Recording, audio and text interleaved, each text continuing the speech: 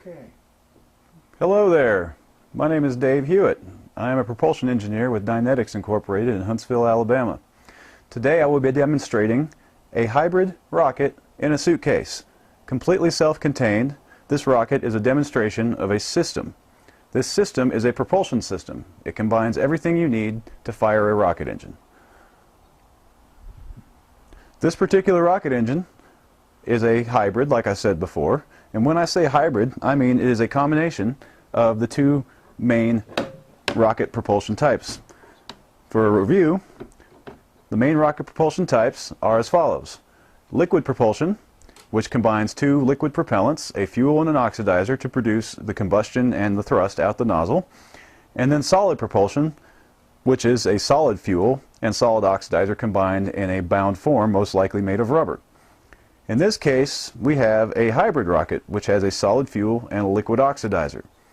In this case, this liquid oxidizer is nitrous oxide, otherwise known as laughing gas, and the fuel is a clear piece of plastic known as acrylic.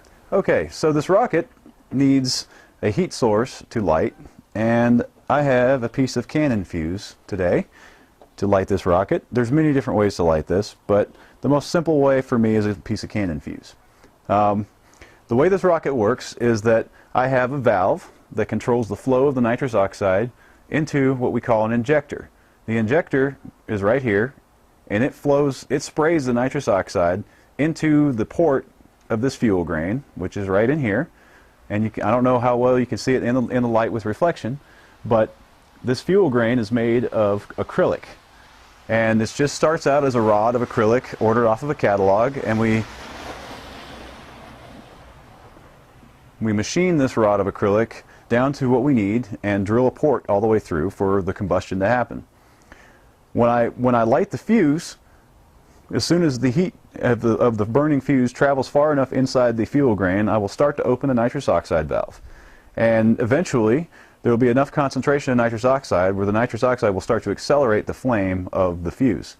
And when that happens, there's enough heat to promote more combustion. And in order for the hybrid rocket to work reliably, you need to get it hot enough so that the nitrous oxide will decompose into its nitrogen and oxygen elements. Once that happens, you have a sustainable reaction, and it will go and go until you either burn through the fuel or you stop. Now, the fuel is also vaporized as the combustion process starts. So when you have the beginning, you have a combination of the vapor of the vaporized plastic and the decomposing nitrous oxide as the fuse is burning. Now, in any fire situation, a fire needs three things to burn. It's commonly known as a fire triangle. You need fuel, oxygen, and heat. And in a rocket engine, all three are combined inside of a chamber called a combustion chamber. That combustion chamber will promote the combustion of these gases, and is forced out of a nozzle, which the nozzle is right here. The nozzle has a constricted throat, and it allows for the gases that are hot and increasing in pressure to be forced through at supersonic velocities. A rocket's thrust is highly dependent on the balance between the pressure outside the rocket, called external pressure or ambient pressure, and the pressure inside the rocket, called chamber pressure. The higher your chamber pressure, the higher your performance. Now, your chamber pressure is dependent on how much fuel and oxidizer mass flow rate that you will get inside the combustion process. Since today is a cold day, I am predicting that the nitrous oxide we have inside this tank in its liquid state is denser than it would be at room temperature of, say, 70 degrees. So I believe that we are going to get a pretty high-performing rocket today. So, with that in mind, I will fire this rocket for about 10 seconds just to demonstrate it in the daylight. We're going to shut it off, and then we're going to fire it again at the dark so we can have a really good demonstration there.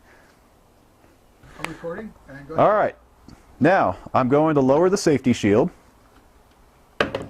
which is a very convenient piece of equipment, and double check all my settings to make sure that everything's okay, because any good rocket scientist has a checklist and follows procedures.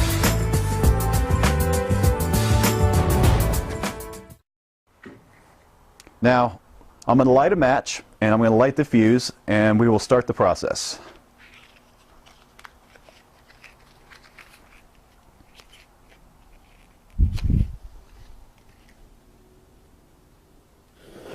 All right, here we go.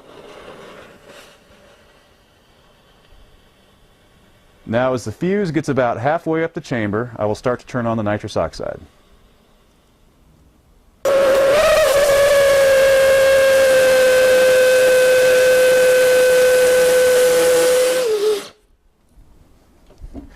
That's the first demonstration.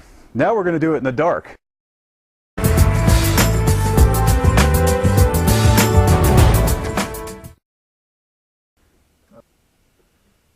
Okay. Welcome back. Now we are ready to demonstrate a firing in the dark. And now I will put my earmuffs on and I will tell my assistant, Dr. Palmere here, to turn off the light.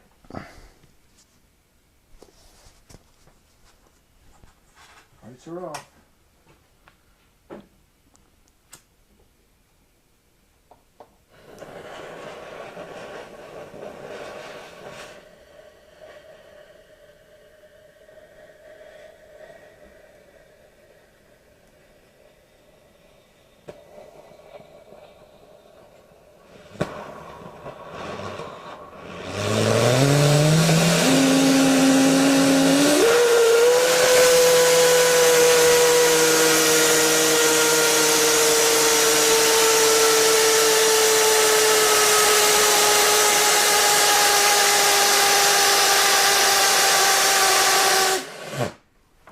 Cool.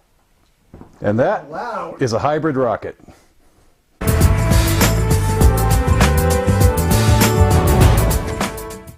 Okay, we have finished our rocket demo. Now we do what we call in the rocket test business a post-mortem. And in this case, we are going to examine the rocket after it's been fired. The reason I stopped firing when I did was because a crack developed. And I did not want that crack to propagate because it might have exploded.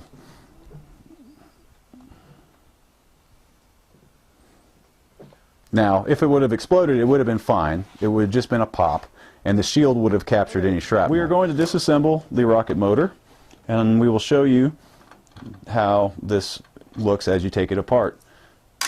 You noticed earlier that there was a crack that had propagated, and I stopped the firing so we did not turn that crack into a shrapnel-producing event. And, but that's okay. This is rocket science. This is what happens. In any rocket test, there's always variables that might be out of your control. And sometimes it's manufacturing issues, sometimes it's bad design, and sometimes it's just bad luck. The gremlins will get you sometimes. And in the rocket testing business, blow-ups happen. And unfortunately, in the real rocket flying business, blow-ups happen. So what an engineer has to do is to learn from his or her mistakes, correct those mistakes, and move on. And this is a great demo, especially when, say, the igniter doesn't work. We get to say, hey, nothing always works right the first time. You know, there's always a probability that you're going to have to try again. And in the rocket testing business, that dictum holds very true. I've had a lot of false starts with this device, and that's the reason I'm using cannon fuse today, is because the other method, using electricity and a steel wool, is really neat, but it's unreliable. So, today I'm showing you this. We have these lag screws that hold the whole assembly together, and this is the injector. And around the injector is the O-ring that seals the motor to the case, which in this case, this piece of stainless steel is the structure to hold the motor together. And if you see inside there, there's a screen, and that screen diffuses the nitrous as it comes through. So it actually spreads it out. Now this O-ring is perfectly fine. I'll be able to reuse it. Now we'll move on here, and I will take the motor off the other side, and we'll see, can you see the crack as it's propagated all the way around? This would have been, shrapnel was already starting to be produced. And had I run this just a couple seconds longer, this would have popped and we would have had a bunch of fragments. So I decided that it would be wise to stop before we did that. And sometimes if you run it too long, you just burn through. And when you burn through, it just, little fire will come through. And if you see the black spots on the shield, that's when that has happened. But in other times, maybe it's due to manufacturing errors, a crack will appear, and when that happens, it usually pops and sends these fragments everywhere. So this is a good example of quality control is very important in any venture that you do for engineering or rocketry or anything. because any flaws in your design or your manufacturing process will be magnified when your device is actually used. But this is essentially your final product after burning a nitrous oxide acrylic rocket motor. And I got little fragments already coming off there, but that's the motor, or what's left of it. Really good. Good.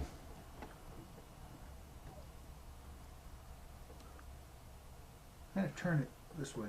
That way? Yeah, Towards the no, light? that's great, yeah. All right. Okay. Now I'm holding up the forward end, or the aft end, I should say, of the rocket motor. If you were a missile guy, you would say this is the aft end. This is where the nozzle is. The nozzle, as you can see, I have a bunch of black material that's caked in there in the nozzle, and eventually I'm just going to have to clean that out so I can get a better demonstration next time I fire this. But that's just accumulated melted plastic from the fuel grain burning, and from the looks of it, this O-ring can be reused a couple more times. This has been a really reliable setup, and I'm really happy with it. We mentioned earlier, if you remember to listen, I said earlier that a combustion chamber has the injector on one end and a nozzle on the other end, and the combustion process happens inside the rocket motor, and the hot gases are forced through the small opening of the nozzle. When the hot gases are forced through that small opening of the nozzle with the chamber pressure, they increase in speed. What they do is accelerate. You can actually demonstrate this with a garden hose by sticking your thumb over the end of the garden hose, and it sprays much harder. You just created a nozzle. So when you're at home playing with your garden hose in the summertime, I hope, you can actually try this yourself. You can actually create your own rocket propulsion just using their thumb on a garden hose. And that's what a nozzle is. And in fluid mechanics, when a fluid flow goes through a constricted opening, it is forced to go faster to go through at the same mass flow rate. And in a rocket engine, there comes a point where you can no longer go any faster and your flow becomes choked. And choked flow means is that you have a set velocity or speed of the fluid that's going through the nozzle, but you can no longer force any higher mass flow rate through that nozzle. So the mass flow rate becomes fixed. And when that happens, your nozzle flow is supersonic, which means anything going inside your nozzle is traveling faster than the speed of sound. And that creates shock compression. And when you saw the rocket motor go through its final burn with the fire coming out of the nozzle, what's happening there is that after your hot gases get pushed through that little nozzle and they accelerate to supersonic speeds, they go through the nozzle and they expand again. So they're compressed and then they expand. And a jet engine actually operates in a similar fashion. But once the gas expands, it slows down from that supersonic speed, so it's going faster than the speed of sound, and that's why it's so loud. It's going faster than the speed of sound, and so Mach 1. And when it expands, it starts to slow down, and as it slows down, it creates shock waves. Now, if you've ever seen any videos of a F-15 fighter plane or any other high-performance jet flying supersonic, there comes a time where there is a shock wave you can see traveling across the fuselage, and that usually causes a little cloud to form around the outside of the aircraft because of condensation. But that's the shock front. Now, it's a little hard to explain at a elementary school, middle school level, but let's just say this: it cannot go any faster forward, so it has to try to go backward. And that would be the supersonic airflow. It's compressible, and it's decompressing as it's slowing down. And each decompression creates a shock wave, and that shock wave creates pretty little diamonds in the rocket exhaust flow. We call those diamonds Mach diamonds. Well, we hope you have enjoyed the rocket demo today. I hope I have demonstrated some principles of rocket propulsion. This is a very exciting thing that Dynetics is happy to be a part of, and with the Rocket City Space Pioneers team as well. And we are happy to support Space Voyage Academy in its venture to educate you. And this is a fun demo, and I hope that you all enjoyed it. Once again, my name is David Hewitt. I am a propulsion engineer with Dynetics Incorporated of Huntsville, Alabama. and I also represent the Rocket City Space Pioneers team of competing for the Google Lunar X Prize. And this is an official outreach event for both.